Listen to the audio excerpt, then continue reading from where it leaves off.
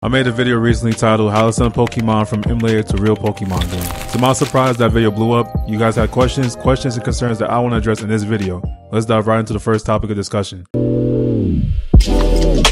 Let's take a quick second to discuss emulation for a second. An emulator is a program or piece of software that replicates the functionality of a specific gaming console, arcade machine, or computer. Emulators are designed to run on a different platform than the one they are emulating. Examples include Dolphin Emulator for the GameCube and Wii, the PCSX2 emulator for the PS2, and RetroArch, a multi-platform emulator. Emulation has seen a rise in official hardware on modern consoles such as Nintendo Switch Online or PlayStation Plus Classics on PSN. I feel like emulation is a great way to play older games and make them more accessible through modern means. Let's say you want to play Pokemon Blue, the first generation Pokemon games, through the Virtual Console, an official emulation service provided by Nintendo. On your 3DS you can play them, with save states and other features. Now, at the time of recording of this video, the Nintendo eShop for 3DS is discontinued, making these Virtual Console titles inaccessible without hacking. But this is just an example. These emulators utilize ROMs to play your favorite games. A ROM, read-only memory, is a digital copy of a game software, typically extracted from the original game cartridge or disc. Emulation in itself is not illegal, but freely downloading or uploading game ROMs across various internet sites is considered to be a form of piracy, and users may be sued for copyright infringement. Alright, I just want to make this perfectly clear. A little disclaimer. I am not endorsing the act of piracy in this video or any videos I made in the past. This video and the video I created before it is merely for educational purposes only. I am not responsible for the actions that occur if you were to download a ROM from the internet without the company's consent. So I want to put that out there. Emulation is not always perfect. You can experience some glitches and bugs when using one, but I find it to be a great way to play games that are not readily available. Through official means, of course. The title of the video and its purpose. Making titles for videos can be tricky. I went through a number of titles for my last video, and even for this one I'm making one now.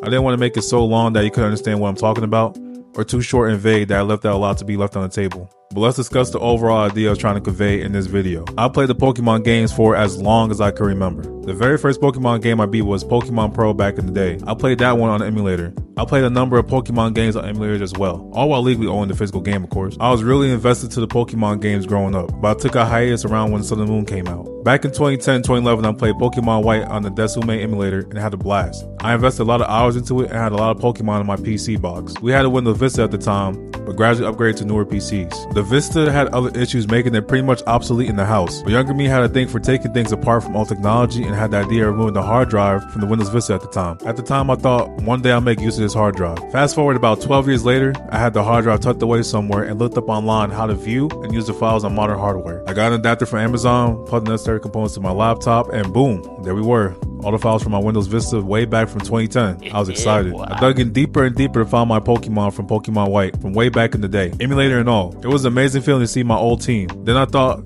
damn, wouldn't it be a dope idea if I could bring these guys to newer games? So I did a little research here and there and found some ways just to do that. I watched a few videos and they discussed the use of a save error tool called PKHex. PKHex was created by these guys. PKHex is a very amazing tool, but a very controversial tool at that.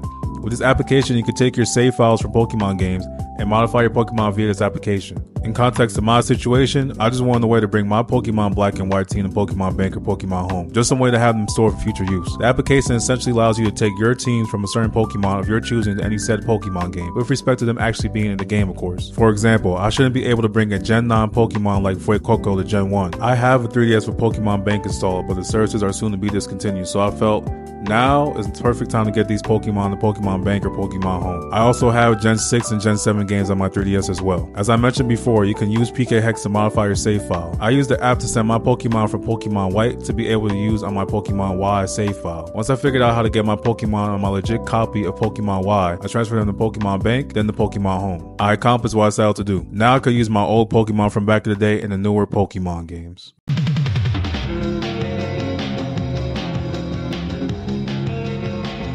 There are many ways to skin a cat. What might work for me might not work for you. After my video was posted, a number of you guys reached out in the comments and provided many ways to go about sending Pokemon from an emulator to the actual games. All are very great ways to go about this. With that being said, context is key. Like I said for the 100th time, my video is for educational purposes only, and in no way or form am I promoting piracy. But for the ones who don't have access to real cartridges or play these past Pokemon games on their phone, I want to highlight a way to at least bridge the gap of Pokemon games to official storage, such as Pokemon Bank or Home. Unintentionally, I showed you guys how to do that with PK Hex. Let's say, for example, you don't have a Switch and you don't have access to newer Pokemon games. You could have them stored on your 3DS on Pokemon Bank for further use. Or let's say you're not a big fan of the Pokemon games on the Switch. You can still have them on your 3DS and use them for Gen 6 or Gen 7 games. Some of you provided excellent solutions that can bypass using a hacked or modded 3DS.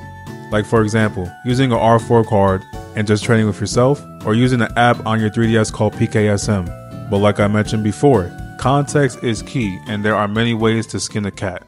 Oh, brother, this guy stinks! I'm going to try to tackle this topic the best way I can, so bear with me. I briefly mentioned that PK Hex is controversial. You can do a variety of things with this app. The controversy that lies with the use of PK Hex in the Pokemon community as a whole is having the use of Pokemon through third-party software like PK Hex and using them in competitive play. There is an official tournament circuit for Pokemon called the Video Game Championships, VGC for short. Players from around the world go head-to-head in Pokemon battles with their teams to see who's the best. The champion can win a number of prizes for being the best, including a trophy, official merchandise, and real cash prizes. Last year, the first place winner could receive $1,000 in cash.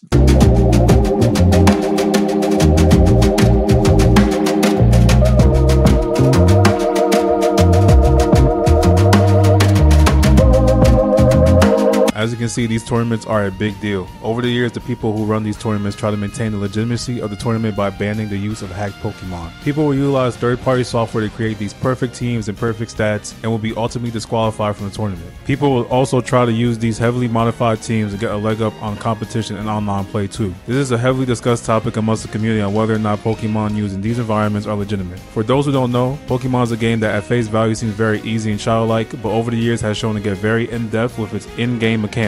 Game mechanics that are not flat out told to the player at first, like the game mechanics of EV training, where you could tailor a certain value of a stat by beating a certain Pokemon a number of times. EV training amongst other mechanics are key in competitive play and can make or break a battle. With that in mind, the time invested and the method used to acquire legitimate Pokemon with perfect stats, nature, etc. can be disgustingly time consuming. Time that most don't have to invest. I recommend watching a video by Blissey discussing the methods used for legitimacy and Pokemon in competitive play. PK Hex is not all bad though. It could be used for harmless methods like I highlighted in this video. I also recommend watching a video by Larry Budd discussing using Gen Pokemon in competitive play. And speaking about competitive play, it was mentioned in the comments that playing with the Pokemon you took from your emulator to Pokemon Bank or Home could get you banned online. Let's test that theory out. Okay, so here we are with my team. This team is from Black and White. These Pokemon from Black and White from back in 2011. I'll just show you the names, their stats, and we'll compare it to my old Black and White save file from back in 2011. So, here we go. Just pay attention to the ID number. Original trainer is Luffy.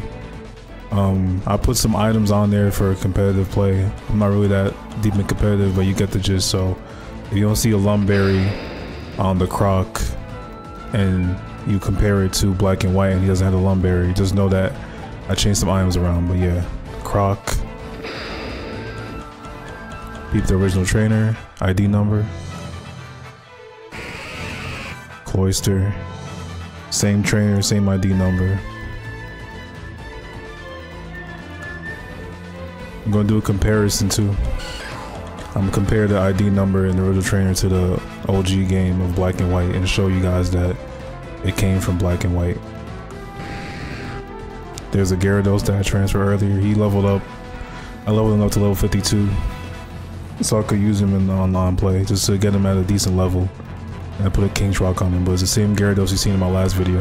Same stats.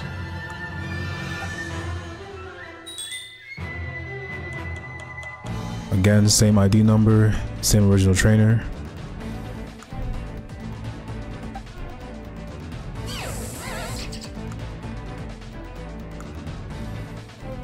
All right, let's try this team out in ranked. Test our theory out.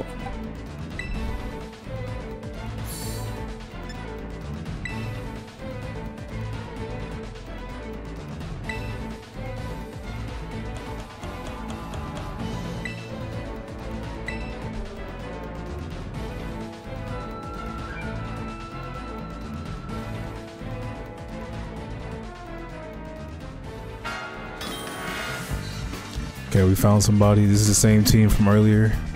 No changes. And yeah. Alright, my team may not be, oh, he got a croc too, that's nice. But I'm not really the best at competitive play, but I'm gonna just show you by example. Just for you guys who are wondering if you'll get banned if you play these Pokemon online.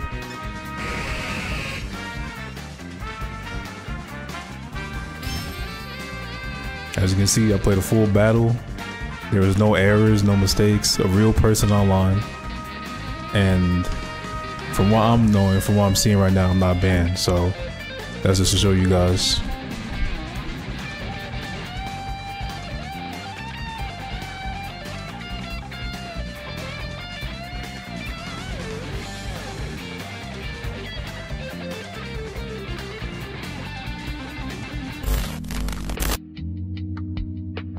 So I learned a lot from you guys in the comment section in regards to Pokemon. Not gonna lie, I stopped playing the games after a while, like around Sun and Moon time, so I really wasn't aware about the changes and the controversies in recent years. I personally feel that the Pokemon Company are really not going all out to make Pokemon from past generation readily available. Yes, Pokemon Bank and Pokemon Home are great additions, don't get me wrong, but you have to pay to use them to their full capacity. The way to play these games I feel is changing too as well. A lot of people resort to emulation for a large number of reasons. For example, preservation, you got ROM hacks too. The old Game Boy game cartridges have an internal battery in them that could run out at any time, and boom, there goes your save. An hour spent on the game too. Or making the game look better by adding quality of life updates. When it comes to using PK Hex and all the overall tone in this video, I had no malicious intent. I just wanted my old favorite Pokemon from years ago to play in modern games. So on the topic of people cheating to win at tournaments and online play, personally I feel is lame. I don't know. I personally don't see the appeal of it all. And it's not just in Pokemon in particular. I feel like that for any number of games. The fun lies in the struggle of learning how to get good and better at the game. Hacking the game is a different scenario, but cheating to win, I'm not really a big fan. Accountability is also key too. That's why I'm making this video, to address these issues the best I can and learn from it. And one more side note for the ones going to the VGC and using third-party methods to form your team and getting mad that you get banned. What's wrong with you? What'd you expect? Hold yourself accountable prior to attending these events and flat out admit that you're using hacked Pokemon on your team. But yeah, I hope this video helped allow you out and help clear the air on some questions regarding my last video and opens a healthy discussion in the comments. Thank you all for watching the video, and don't forget to subscribe. Peace.